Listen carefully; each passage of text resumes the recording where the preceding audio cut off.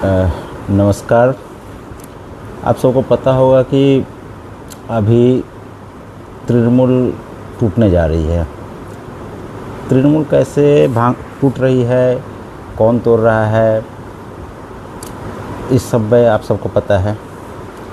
ऋतुव्रत बनर्जी के तरफ से ही इस गेम की स्टार्ट हुई थी, लेकिन इस गेम की तरीका थोड़ा सा अलग है। ऋतुव्रत बनर्जी जब दिल्ली गए थे तो हम सब लोगों ने सीएम शुभेंदु अधिकारी के साथ उनको देखा था कि उस दिन शुभेंदु अधिकारी के कंधे पर हाथ रखकर ऋतुव्रत के कंधे पर हाथ रखकर सीएम ने बात की थी। क्या वहीं से कोई चीज़ों की शुरुआत हुई थी? क्या वहीं से कोई कहानी बनने लगी थी क्या? इस बात पर अब सबका ध्यान जा रहा है। लेकिन ऋतुव्रत क्यों तोड़ रहे हैं इस कांग्रेस पार्टी को? अच्छा, इसमें जो 59 विधायकों ने साइन किया है, जिन लोगों ने ऋतुव्रत को विरोधी नेता के रूप में चाह रहे हैं, वो सब एक्सक्यूज़ अभिषेक बनर्जी को बता रहे हैं। अभी जिस तरह से कहा जा रहा है कि अभिषेक बनर्जी को लेकर ही सभी को आपत्ति है, इसलिए वे लोग तृणमूल कांग्रेस को तोड़ रहे हैं। वास्तव में क्या यही सही है? क्या इस समय का अर्थमेटिक यही है? गणित थोड़ा कठिन है। आप लोग अगर ध्यान दीजिएगा तो देखिएगा कि तृणमूल कांग्रेस टूट रही है। तृणमूल कांग्रेस एक करप्टेड दल था। तृणमूल कांग्रेस एक सर से माथे तक बिल्कुल दुर्नीति से भरा हुआ एक राजनीतिक पार्टी था। लेकिन तृणमूल कांग्रेस को तोड़कर जिस समूह का गठन हो रहा है, क्या वे लोग ईमानदार हैं? इस समय यही लाख रुपए का प्रश्न है। क्यों बोलिए? तो इस समूह में जिन लोगों को आपत्ति था अभिषेक बनर्जी को लेकर, वे लोग ही एक नया समूह का गठन कर रहे हैं। क्या ये सब ईमानदार है? इसमें जो लोग भी है सब ईमानदार व्यक्तित्व है। जो लोग इस समूह में तृणमूल कांग्रेस से अलग होकर एक समूह का गठन कर रहे हैं, ये भी देखने की बात है। आप सबको पता है कि बीजेपी में आने लायक स्थिति में ये लोग हैं नहीं, क्योंकि दरवाज़ा बीजेपी का बंद है। बीजेपी के तृणमूल का जो विधायक अभी नया समूह का गठन कर रहे हैं, बीजेपी में वो सब जाना चाह रहे थे, लेकिन बीजेपी क्योंकि अपने दरवाज़ा को बंद कर रखा है, तो एक नया तरीका इन लोगों ने निकाला। महाराष्ट्र के तरीके से पश्चिम बंगाल में भी एक कार्रवाई की जा रही है। लेकिन गणतंत्र के लिए कितनी अच्छी है, कितनी बुरी है, ये आप लोग को सोचना पड़ेगा। लेकिन मैं एक ही बात कहना चाहता हूँ कि ममता बनर्जी का जो दल है वो इतने सर से पैर तक दुर्नीति में डूबा हुआ था। ममता बनर्जी जब खुद इस पार्टी की सर्वाधिनायिका थी, दल नेत्री थी, जब वो अपने दलों पर नियंत्रण नहीं रख पाई, जो भी दुर्नीति हुआ, जो भी भ्रष्टाचार हुआ, उसके साथ उन्होंने कभी भी बंद करने की कोशिश नहीं किया। पूरी तरह से दुर्नीति होने दिया। लेकिन जो दल तैयार हो रहा है, जो समूह बन रहा है, उस पर भी मुझे कोई खुशी नहीं हो रही है, क्योंकि इसमें भी दुर्नीति से भरे हुए सारे लोग हैं। लोकतंत्र के लिए इसलिए मैं कह रहा हूँ कि ये अच्छी बात नहीं हो रही है। लेकिन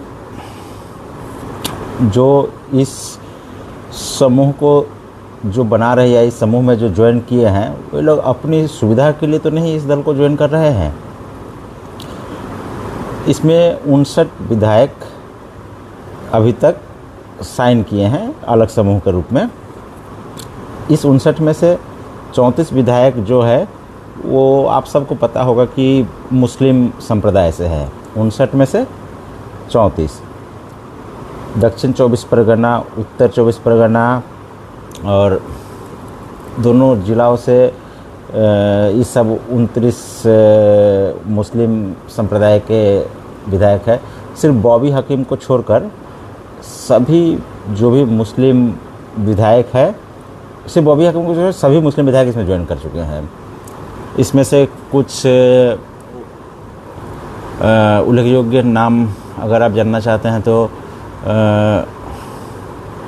उसमें मुस्लिम विधायकों में से कौन कौन जा रहे हैं तो मैं आपको बता रहा हूँ। कासिम सिद्दीकी है इसमें एक, बहारुल इस्लाम है, और भी बहुत महत्वपूर्ण नाम है इसमें। लेकिन एक विषय पर मैं बोलना चाहूँगा। इस समय जिस दल का गठन ये लोग कर रहे हैं, जो समूह का गठन ये लोग कर रहे हैं नया तृणमूल के नाम से, आप लोग क्या समर्थन करते हैं इसको? बीजेपी के अल्टरनेटिव दल तैयार हो रहा है, ये बीजेपी का एक अल्टरनेटिव दल तैयार हो रहा है, क्योंकि इन लोग का बीजेपी में जाने का कोई रास्ता नहीं है, इसलिए एक अल्टरनेटिव दल तैयार कर रहा है, समूह तैयार कर रहा है। ऋतुव्रत बनर्जी जो दो बार बहिष्कृत नेता है, पहले सीपीएम से बहिष्कृत हुए थे, उसके बाद तृणमूल से भी बहिष्कृत किया गया, वो विरोधी दल नेता चुने जा रहे हैं। उनके ऊपर निर्भर करके इस दल के समूह को बनाया जा रहा है। बंगाल के लोग इसको कितना समर्थन करेंगे अभी ये भी देखने की बात होगी। हम लोग एक चीज़ चाहते हैं कि देखिए, गणतंत्र के लिए ईमानदार राजनीतिक व्यक्तित्व की ज़रूरत होती है राजनीति में, लेकिन ईमानदार राजनीतिक व्यक्तित्व कौन है? अभी एक चीज़ भोले बाबा पार करेगा कि तर्ज पर नया तृणमूल गठन कर लिए हैं, वहाँ पर जाने से ही इन लोगों को लगता है कि ये लोग बच जाएंगे, या वहाँ जाने से इन लोगों का जितनी दुर्नीतियाँ हैं सब धो पोछ कर एकदम साफ़ हो जाएगी। ऐसे ही एक नाव तैयार करने की कोशिश की जा रही है तृणमूल कांग्रेस की ये समूह, कुछ लोग 59 लोगों का नाम इसमें है, और लोग को सोचना है कि इस नाव पर जो भी सवारी करेंगे वो लोग बीजेपी की कार्रवाई से बच जाएंगे और हम बीजेपी की बी टीम की तरह काम करते रहेंगे। अभी तक मुझे ऐसा ही लग रहा है कि ये लोग अपनी दुर्नीति को छुपाने के लिए, करप्शन को छुपाने के लिए ही इस दल में, इस समूह में शामिल हो रहे हैं।